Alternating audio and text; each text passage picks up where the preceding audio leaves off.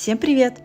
Сегодня хочу с вами поделиться супер простым, быстрым и в то же время очень вкусным рецептом ленивых драников с мясом. Количество ингредиентов и калорийность смотрите в описании. Поехали! Филе индейки нарежем на крупные кусочки.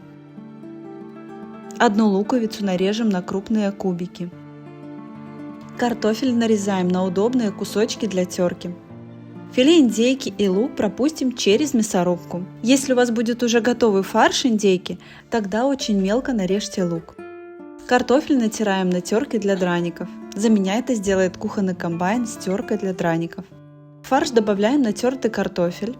Вбиваем одно яйцо. Добавляем чеснок. Предварительно мелко нарежьте или пропустите через чесночный пресс. Солим по вкусу. Всыпаем 3 столовые ложки муки. По желанию можно добавить любые специи или зелень. Все тщательно перемешиваем.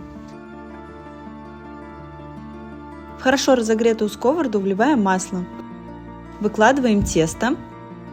Обжариваем с каждой стороны по 3-4 минуты до золотистой корочки на среднем огне. Ленивые драники с мясом готовы. Если это видео для вас было полезным, подписывайтесь на канал, а также смотрите мои другие видео. До новых встреч!